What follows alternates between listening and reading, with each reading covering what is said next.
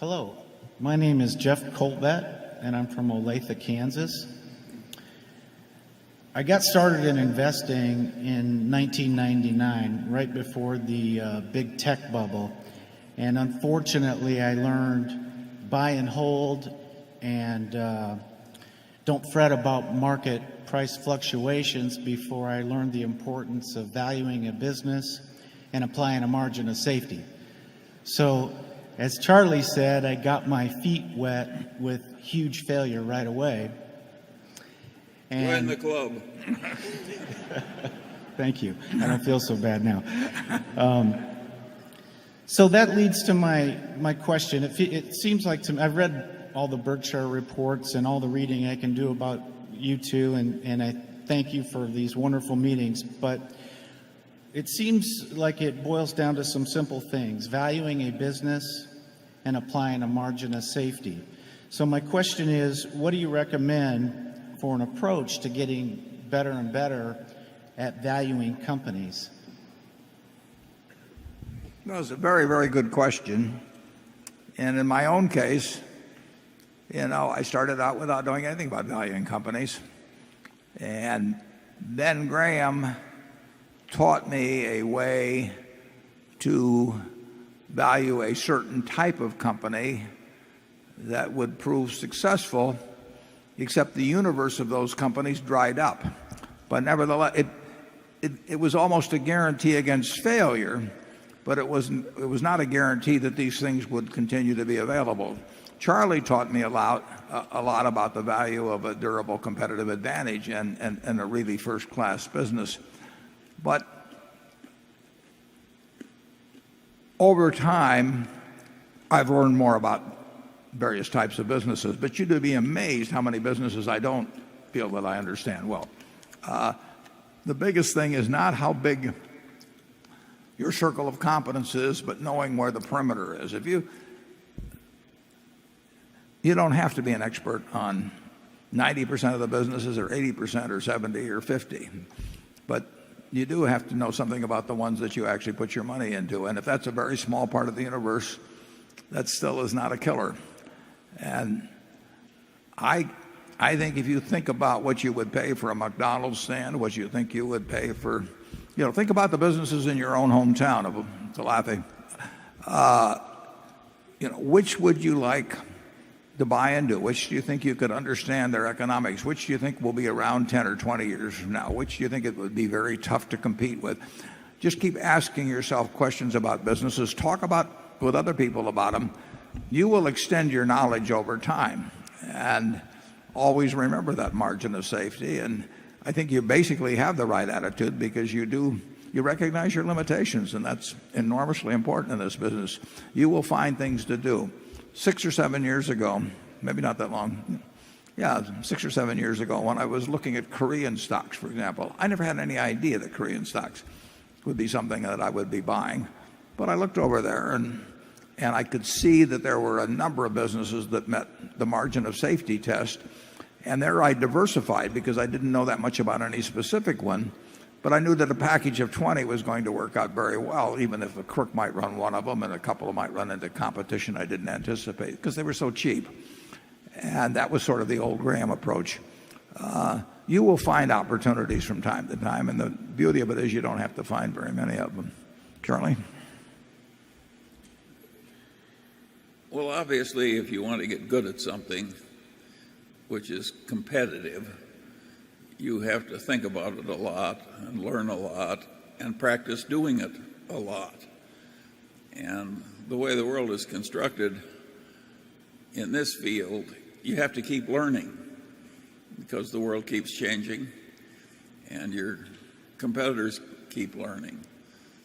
So you just have to get up each morning and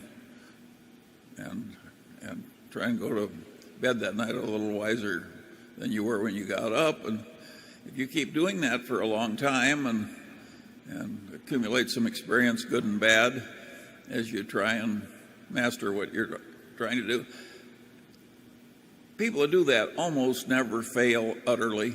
They may have a bad period when luck goes against them or something, but very few people have ever failed with that.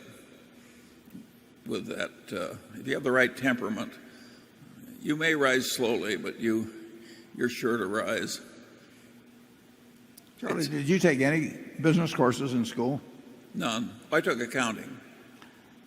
And when did you start valuing businesses, and how'd you go about it? When I was a little boy. I can remember I would come down to the Omaha Club, and there was an old gentleman who hit the Omaha Club about 10:30 every morning. He obviously did almost no work and yet was quite prosperous. He became your ideal. Huh? Yeah, but he made me very curious as a little boy. I said to my father, how in the hell does he do that? And he said, Charlie, he's in a business where he enjoys practically no competition. He gathers up and renders dead horses. Well, that was an example of avoiding competition by one stratagem. And if you keep asking questions like that of reality, starting at a young age, you gradually learn. And Warren, you were doing the same thing. Well, yeah, thankfully he went beyond his original insight there. But I noticed, it's rather interesting, if you take the rulers of the businesses when I was a little boy, an awful lot of those businesses in Omaha, a lot of those businesses went broke. A lot of them sold out at modest prices under distress. And some of the people who rose, like Kiewit from small beginnings, nobody thought of as the great glories of that early time. And I think that's kind of the way life is. It's hard to get anywhere near the top, and it's hard to hold any position once you've attained it. But I think you could predict that Kiewit was likely to win. They cared more about doing it right. They cared more about avoiding trouble. They put more discipline on themselves. Well, if you knew the individual well, you would have bet, right? What? If you knew the individual, Pete himself. I would not have bet on any of the people I knew who were already wealthy, but I would have bet on Pete Kiewit. His sister taught me math, and no, half Dutch, half German. You know, this is a tough culture, and you've just heard it, folks. Half Dutch, half German. Well, but go out looking for him. Well, the man that's recommending this is named Munger. Anyway, no, I don't think it's that. But I was just automatically doing that. What was working? What was failing? Why was it working? Why was it failing?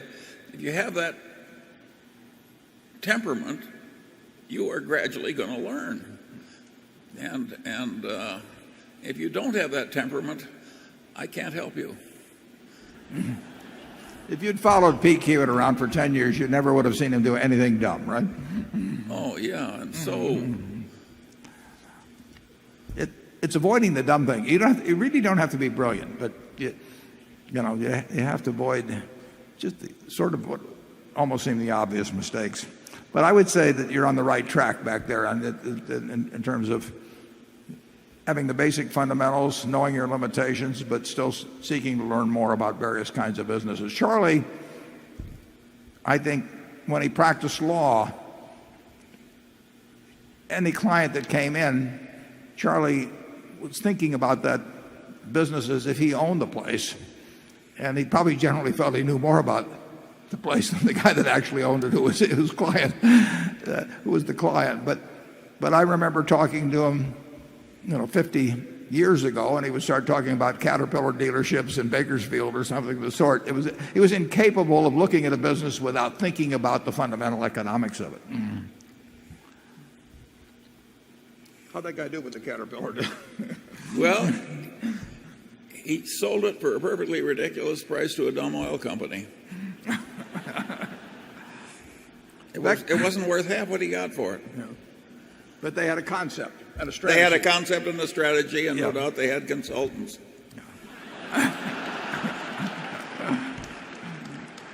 Becky,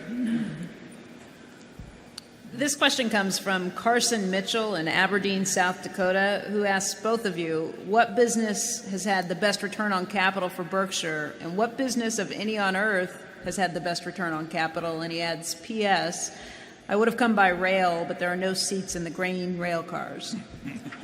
There's two ways of looking at it. If you talk about the capital necessary to run the business as opposed to what we might have paid for the business. I mean, if we buy a wonderful business, you could run the Coca-Cola company, assuming you had the bottling system separate. You could run it with no capital. Now, if you buy it for $100 billion, I mean, you can look at that as your capital, or you can look at the basic capital. When we look at what's a good business, we're defining it in terms of the capital actually needed in the business. Whether it's a good investment for us depends on how much we pay for that in the end. There are a number of businesses that operate on negative capital. Carol's with Fortune magazine. You know, any of the great magazines and operate with negative capital. I mean, the subscribers pay in advance. There are no fixed assets to speak of, and the receivables are not that much. The inventory is nothing. So a magazine business, my guess is that People magazine operates, or Sports Illustrated operate with negative capital, and particularly People makes a lot of money. So there are certain businesses. Well, we had a company called Blue Chip Stamps that where we got the float ahead of time and operated with really substantial negative capital. But there are a lot of great businesses that need very, very little capital. Apple doesn't need that much capital.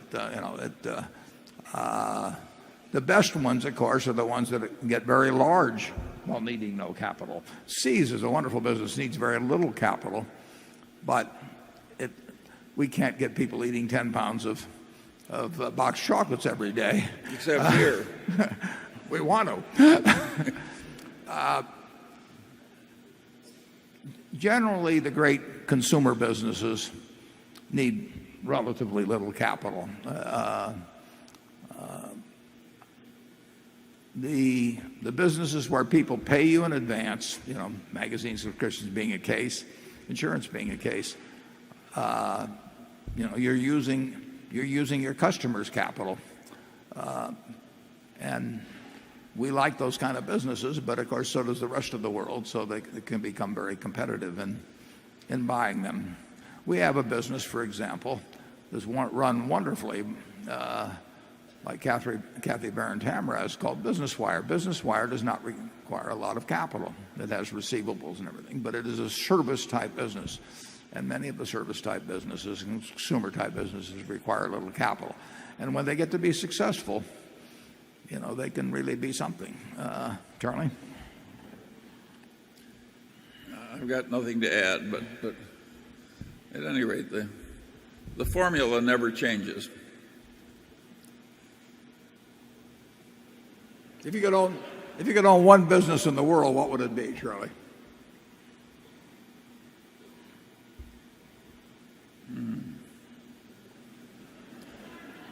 I hope I already own it myself. You know, you and I got in trouble by addressing such a subject many decades That's ago. right.